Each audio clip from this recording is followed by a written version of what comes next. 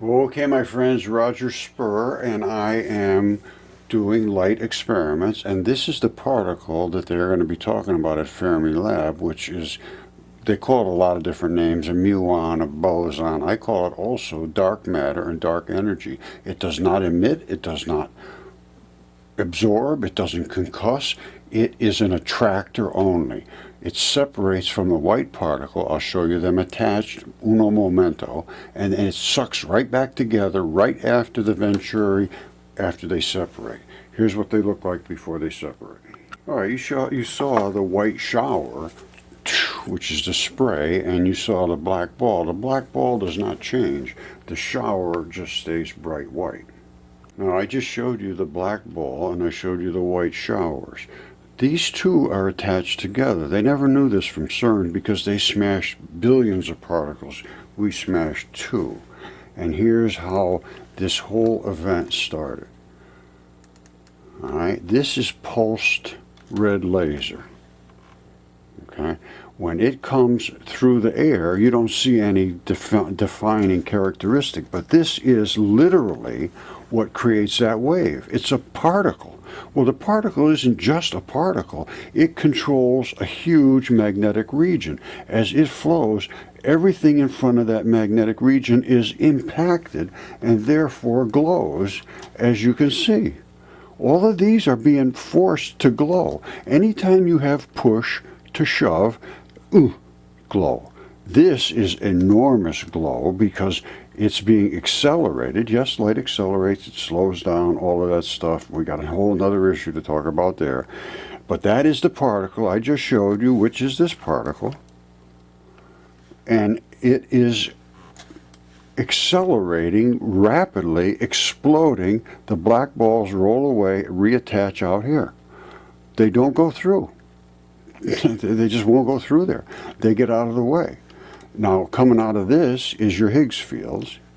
And in the Higgs fields, this one here is a reverse spinner, I believe. And this is the blue particle showing that it speeds up and slows down. So, you know, there's a lot to discuss here. But we have seen the particle they're looking for at Fermilab, and I'd love to be involved. I know they have my information. I was assured of that. So I'd like to hear from some, but haven't. Okay, as you can see, we're talking low budget, but what we got is a photon. And what is a photon? It's two electrons. Each one of those is an electron. And an electron is nothing more than a bar magnet, back to back. Now, it's going through the air this way. This is a colorized, enhanced version of this. And you can see that the leading white particle is glowing excessively. The black is blacking excessively. I can't explain why this is the way it is, which is the dark muon, dark matter. Now, in its electron form, when it's like this, and it concusses with you, it invades you, it burns you, it attaches into your body or into whatever it's going into, and it fumes and it destructs and it destroys. Well, in the photon configuration, where you have two of them, it bounces off of you, so you light up, but anytime it hits something, it starts to glow. It glows. I hit my hand like that. I got warmth. I can feel it. You scrub, you got warmth. What it is it's electron to electron. It's push to shove. Boom. The harder it pushes, the harder it shoves, the glowerier it gets. And I can prove all of these things. And I will right now. So we can see this is the concussive part. This is the less concussive part. That forces us to spin. As it hits stuff, it's like two basketballs hitting against each other. Something's gonna happen, and they end up spinning. And it's a right-hand spin is the normal spin, although we have detected a left-hander, I believe, and I showed that. It's very, very interesting. Now, this is the red laser. I showed that before. I showed the particle accelerating. I showed the particle disassembling itself, disassembling. It's completely here it is assembled. And that's what it normally doesn't look like that until it starts to concuss. It normally looks sort of, you can see white and black, but you don't see it like this.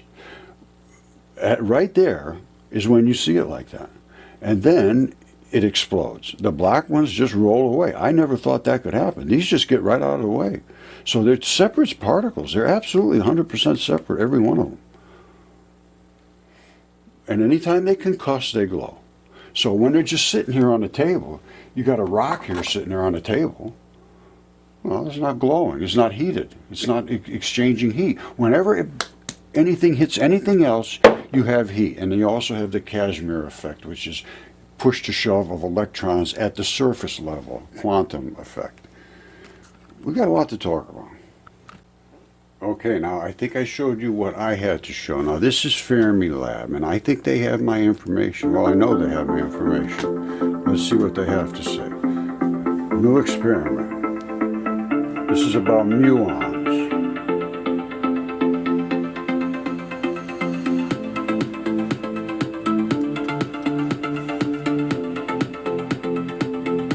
That was the black ball that I showed you. And when they're disassociated, they're 200 times more massive. That means free energy. When they come back together, they're 200 times more explosive than they were. But they come back together immediately, as I showed you.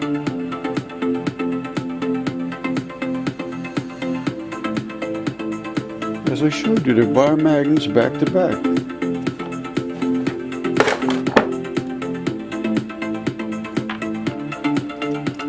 Right, because if it's spin, they wobble. That is because it has that leading push to shove particle that's banging into other ones, and they're floundering and they're spinning and they're doing all that. It's a magnetic push. Stronger the magnetic field, the harder it pushes. Did you know that light going through water, you see when you put a straw through the water, you see the straw moved over this way? The denser the material and the harder the push. Because what it's doing is it's hitting harder against denser material. It's just making the light push harder away. So the lighter the material, it just goes straight through. But when you start hitting denser and denser, it starts to twist. And now denser and denser and denser, it almost like stops it until it's almost like that.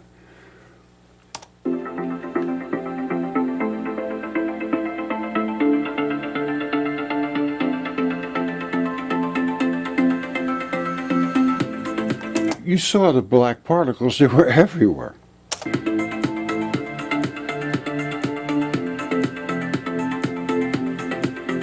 The only reason they keep showing up in a vacuum is because that's light hitting other particles that are in the vacuum. It's push to shove of electron to electron. And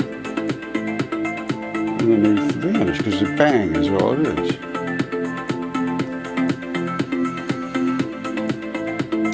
You see what they just showed?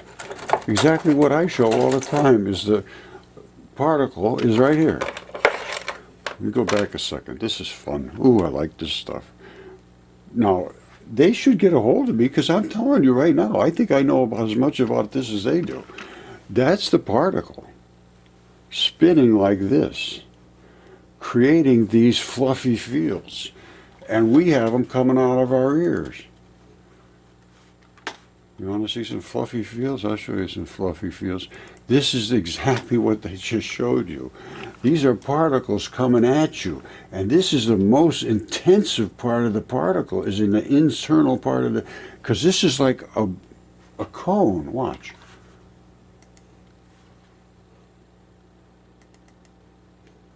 Oh, that's outer space. But that's what happens. The electrons fill up. That's out in outer space, electrolysis in space. Hold on. Oh, it's always something trying to find things. Well, all right, here, this is the best shot, I guess. I think I showed you this before, light accelerating. There's the particle, I'll show you that down there. These are the Higgs fields like this. But you can see them, they're coming at you, and wherever there's a lot of brightness, that means that's where the most intensive push to shove is. what you see here is, this is a very, very strange anomaly. That blue particle is a red particle that's being crushed.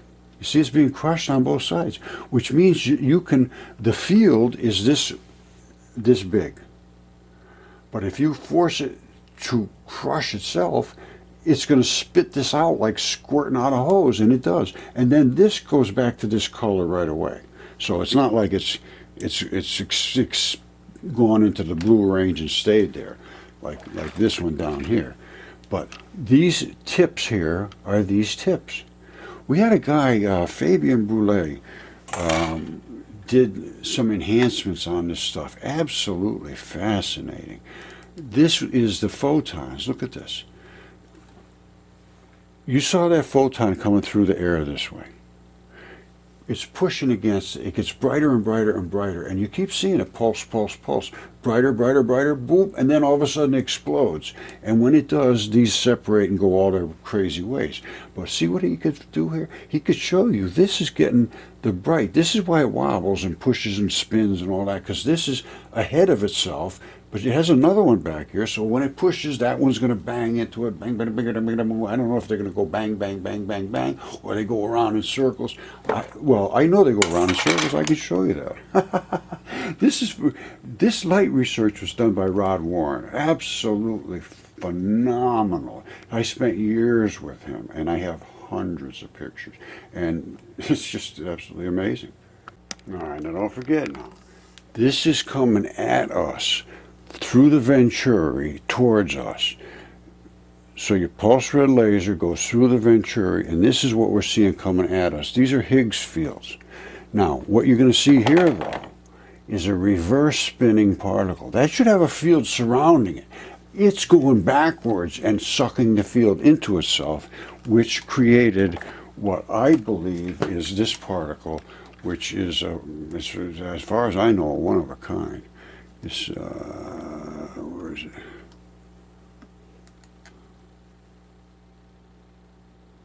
I can never find these things. Look at there it is. You see that? That's not a part. That's not one of the Higgs fields, and it's not one of the black particles. It's somewhere in between. I don't know what's going on there. But anyway, that's what it is. Now, I'm going to show you that light spins, because I told you it spins. Here's what light does. That's it right there. That's all it does. Light spins in a circle. So as it's coming here, that's the particle out here, the magnetic particle. All right? It has two poles. It's a dipole. It has the black matter and the other. And as it goes through the hole, in the split, it's a single slit. But it's round. There's two big round drums like this. So when the light comes, it has to go through that, and it comes out the other side. And as it does it, it's spinning. So what it does is that one side spins off to this way, and the other side spins over this way. So if it's spinning over on this side, you get a little trail over here, and you get a lot over here, and you get it here and here. But if it's spinning over here, you get the same effect over here. But it's from under. See, under, over. Now, that's a single slit. The reason you get these interference patterns is because they don't want to touch each other. The white ones, they hate each other. And that's all that's coming through here is the white ones. The black ones are going around, and they're going to reattach on the other side. So what we're looking at is the trailing edge of light going away, and we're seeing it saying, get away from me, you get away from me. And this is a red laser. Now here, it's being excited to whiteness, and then a little yellow, and then red. And that's the wavelengths of light. Okay, can't get any clearer than this. Coming in, the red laser is pulse, pulse, pulse, pulse, pulse. Now, here you don't see any big definition. You see sort of white and blackish looking stuff. But then as they start to stack up, they take on that form, the black and white ball, back to back dipoles. And then they explode into just division, where they disassemble themselves. Now, I never would have expected that to be possible, but it is. There's no question it's happening. We saw it. So there's the red laser, pulse, pulse, pulse, making these little things that don't really look like much. But then all of a sudden they accumulate, and bam, that's when they do this right here. And after that, the black ones go around, the white ones come through, and then the black ones come back in. And I believe I showed you that, but I cannot show it enough because it is fabuloso. There's the particles coming in.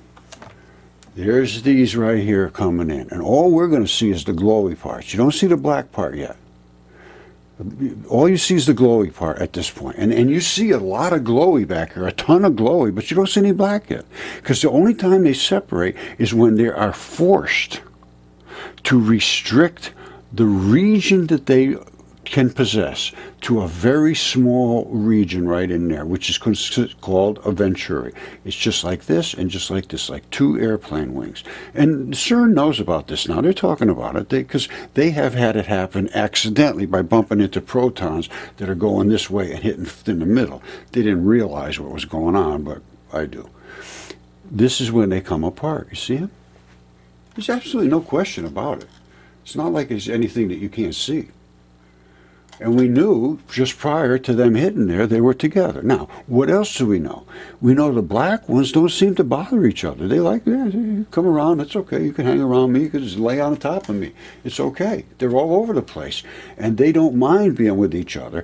But all they really want to do is get back together with the white ones. So there's only a very, very, very, very instantaneous division between the time that the light reassembles, because that's light. So that light is moving very, very, very fast. So this is a slit, which is a very small slit. I mean, the pins that were here are very, very small, really. So this distance is almost nothing.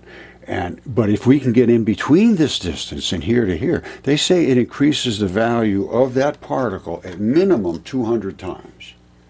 So this is a passive accelerator, crusher.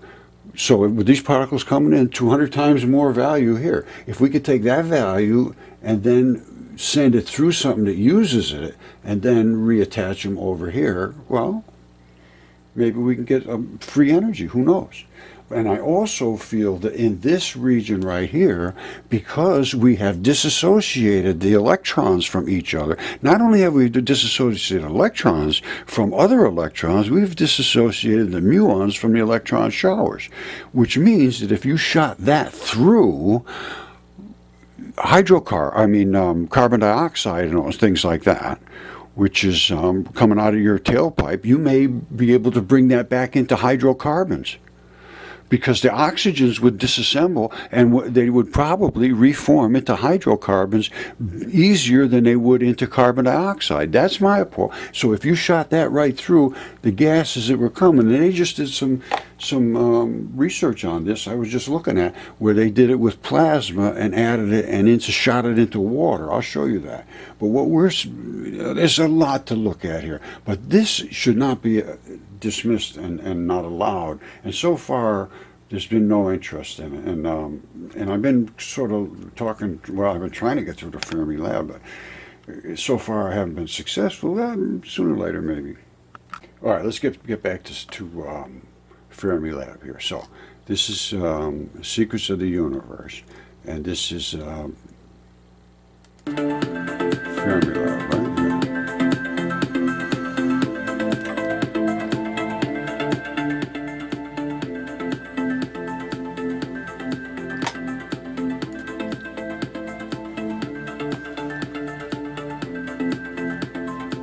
You saw those particles of spray I showed.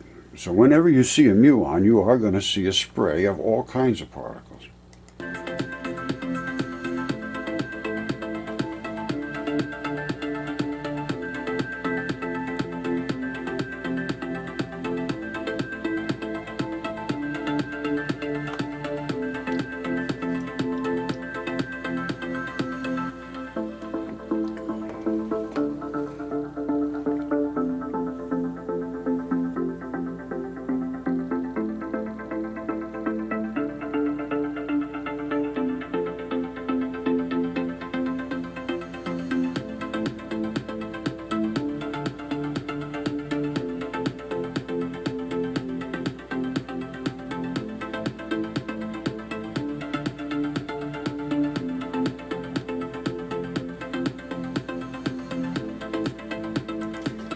You know, I'd like to know how they are getting these muons to disassociate from the electrons. So they say they're sending them through here, but they don't really tell. Well, let's go on. Maybe they tell you. The muon decays into other particles that are captured by the detectors. That well,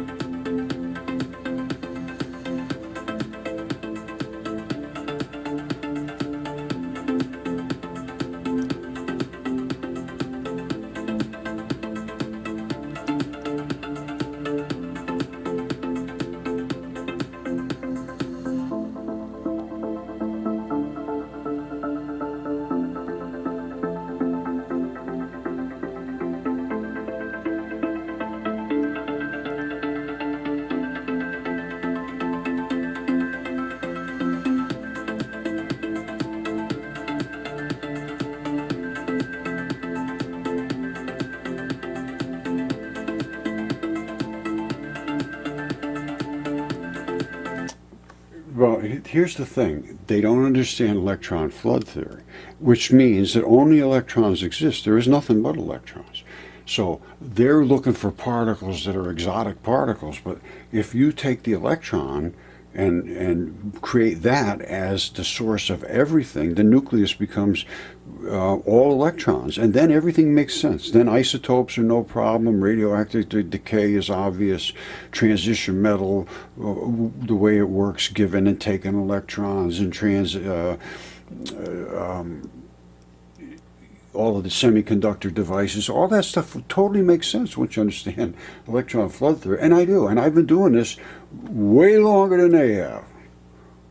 And I'll show you. All right, I'm not doing this to brag. 20 years ago, Brookhaven National Lab measured the muon's magnetic moment. I don't think they even know what a muon is, but I measured magnetic moments many, many, many years ago. Now, all this led up to understanding, you know, the chemistry, the orbitals, the bonding, the valence shells, all that stuff. And then I did a study on magnetic moments. This is 50 years ago. And this was on carbon, sulfur, and selenium, and then how there's different combinations, how molecules combine, and then they have different centers of positive and negativity called magnetic moments. Now, I was comparing these two as to their dipole. Dipole moments is nothing more than a magnetic moment. Not magnetic. Dipole means you have a positive and a negative. Magnetic means you have a positive and a negative. Positive and negative, magnetic moment, same thing. And I was trying to figure out where the centers of magnetism were, and I did all this stuff all the way down to the bottom, and I found out, and at the end of all my calculations, I realized nothing was right. And I got down to Coulombic forces in reference to atomic and molecular structure. Coulombic forces means positive, negative. You know, they have all these words for everything, but anyway, I get to the very end, and I'm talking about the repulsive forces between the nuclei and the electrons, and the attractive forces between the nuclei and the electrons, and vice versa. And I get down to the fact that it just doesn't work. The two atoms bond covalently, la, la, la, la. At the very bottom, I says, I believe that is evident that the Coulombic forces are the nature of atomic and molecular behavior. Positive and negative you have to have dipoles. And then I updated this. This is 50 years ago, all this stuff. And I went on to go on so far deep into this. There's no depth that I did not reach. Nobody did this deeper than I did at this time. This is 50 years ago, so it's not like last week now.